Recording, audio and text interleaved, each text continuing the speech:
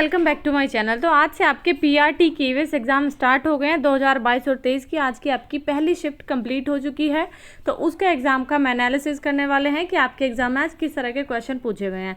तो आज इस वीडियो में हम आपको सारे सब्जेक्ट से रिलेटेड बताएंगे जो आज आपके क्वेश्चन आए हैं।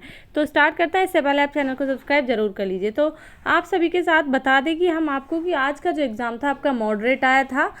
कुछ बच्चों को आसान भी लग रहा है, लेकिन आपका टफ तो आज का एग्ज़ाम डेफिनेटली नहीं आया था स्टूडेंट्स के अकॉर्डिंग, लेकिन आज का एग्ज़ाम आपका काफ़ी मॉडरेट आया है। तो देखते हैं इसमें किस तरह के क्वेश्चंस आए हैं।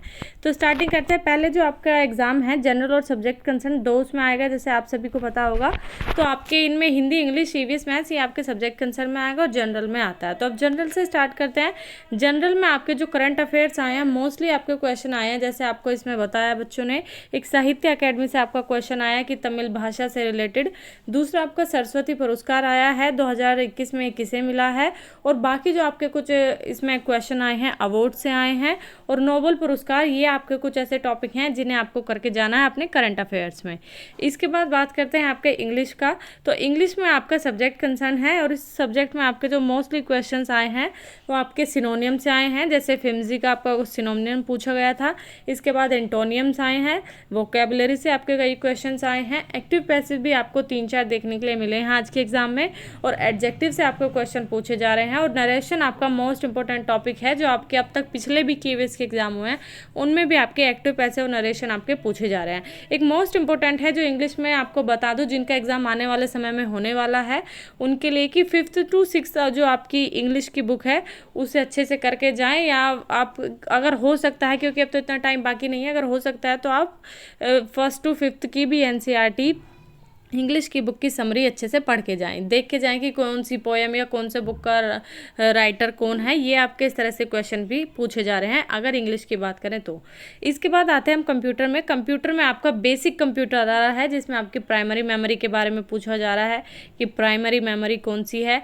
फुल फॉर्म पूछी जा रही है वीडीयू की। पावर पॉइंट से आपके क्वेश्चंस आ रहे हैं। वॉलेटाइल, नॉन वॉलेटाइल मेमोरी आपकी पूछी जा रही है। तो इन्हें अच्छे से डिटेल में पढ़ के जाएं, जो कुछ आपके बेसिक्स हैं कंप्यूटर के। और एक जो 5 जनरेशन है कंप्यूटर की, वो आपको अच्छे से पढ़ के जानी है। जैसे इसमें आपको पूछा गया था फर्स्ट जनरेशन के कंप्यूटर का नाम बताइए, तो आपके किसी भी जनरेशन से पूछा जा सकता है कि किस में कौन सी चिप यूज़ होती थी, या क्या आपका वैक्यूम यूज़ होता था, या ट्रांजिटर, जो भी आपका। तो इन्हें अच्छे से पढ़ के जाएं, 5 जनरेशन कंप्यूटर की। इसके बाद आते हैं हम आपकी सीडीपी यानी पेडागोगी में।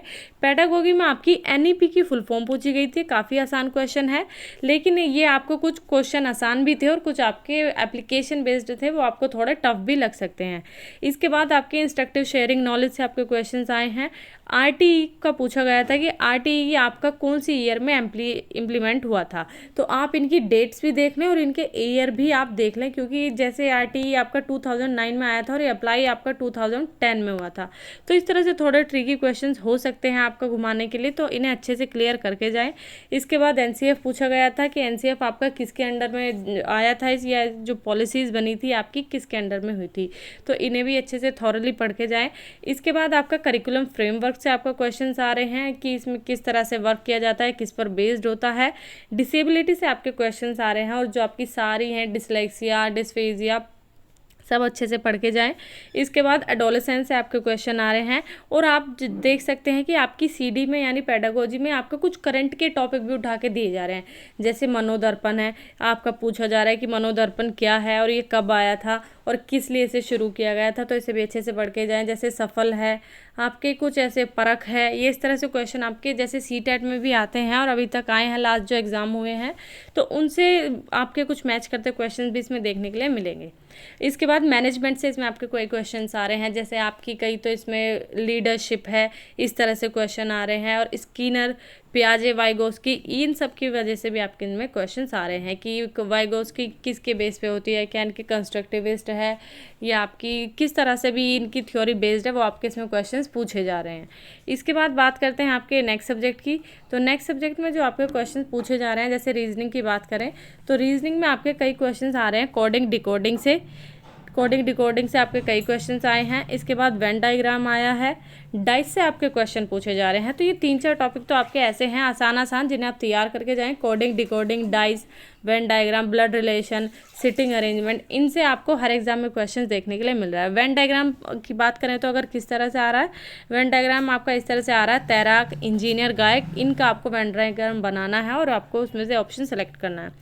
इसके बात करें मैथ्स में, तो मैथ्स में आपके सेंट्रॉइड से क्वेश्चन आ रहे हैं, डेसिमल से आ रहे हैं, फ्रैक्शन, डिविजिबिलिटी आपके जो है इसमें पूछे जा रहे हैं। थोड़ा आपको ओड नंबर दे देंगे, उसका डिविजिबिलिटी पूछा जा रहा है। मेंसुरेशन में बात करें तो हम एरिया से क्वेश्चन आ रहे हैं। और इसके बाद पैटर्न मिसिंग भी आ रहा है कि आपको एक पैटर्न बना के दे दिया जाएगा इस तरह से कुछ, और फिर आगे इसमें डैश डैश कर दिया जाएगा, तो फिर आपको यहाँ जो मिसिंग होगा उसका आंसर निकालना है। इसके बाद ज्योमेट्री में आपके ट्रायंगल से क्वेश्चंस आ रहे हैं और एलसीएम एचसीएफ भी आपका पूछा जा रहा है। तो मैथ्स में भी अगर हो सकता है, अगर आपके पास टाइम हो तो आप कुछ इसमें क्वेश्चंस कर सकते हैं। क्यूबॉइड से भी आपके क्वेश्चंस आ रहे हैं। अब इसके बाद बात करते हैं हिंदी की। तो हिंदी का सारे स्टूडेंट सोच रहे थे कि काफ़ी आसान पेपर आएगा, लेकिन हिंदी में भी आपको एक ट्विस्ट देखने के लिए मिलेगा। तो हिंदी में जो आपके हैं, पहले तो आपको बता दूं जो बेसिक्स आ रहे हैं, सूरज का पर्यायवाची पूछा जा रहा है, अलंकार से क्वेश्चन आ रहे हैं, दीर्घ का विलोम पूछा गया है, कारक से 2 क्वेश्चंस आए हैं, पक्षी का पर्यायवाची पूछा जा रहा है, और इसके बाद संज्ञा, सर्वनाम, विशेषण, ये भी आपके पूछे जा रहे हैं। और इनके मुहावरे भी आ रहे हैं, 2-3 आपको बता दे दो। और संगत असंगत पूछा जा रहा है कि इनका विलोम शब्द क्या है, या किसी तरह से तत्सम तद्भव क्या है।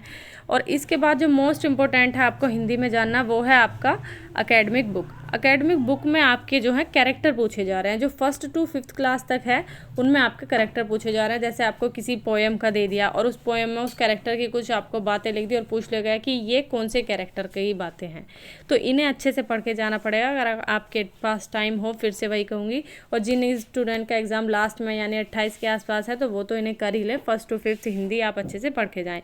इनकी समरी की उससे भी आपको क्वेश्चन आ रहे हैं। इसके बाद ईवीएस मोस्ट इंपॉर्टेंट है। ईवीएस में जो आपके क्वेश्चन आ रहे हैं वो टोटली आपके एनसीईआरटी पर बेस्ड आ रहे हैं या फिर आपके असर्शन और रीजनिंग पे आ रहे हैं। जैसे कि अब इसमें बता दें, आपको चांगपा जनजाति पूछी जा रही है, ट्रेन का क्वेश्चन आ रहा है, असर्शन और रीजन से क्वेश्चन आ रहा है, और 6th क्लास की एनसीईआरटी से भी आपके क्वेश्चंस आ रहे हैं। महासागर पूछा जा रहा है। इसके बाद फूड जो आपकी थीम है उससे क्वेश्चंस आ रहे हैं।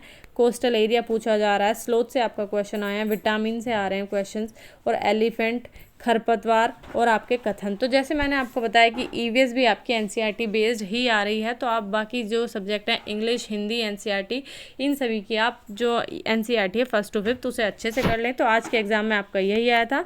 मिलते हैं नेक्स्ट वीडियो में नेक्स्ट शिफ्ट के साथ कि आपका एग्ज़ाम किस तरह से आने वाला है। तो आज का आपका पीआरटी का एग्ज़ाम आया था, तो इस तरह से आज का एग्ज़ाम में आपको देखने के लिए मिला। ओवरऑल आपका एग्ज़ाम आपका मॉडरेट आया है, ना ज़्यादा आसान आया ना ज़्यादा हार्ड आया। इस वीडियो में इतना रखते हैं, मिलते हैं नेक्स्ट वीडियो में। Please subscribe the channel.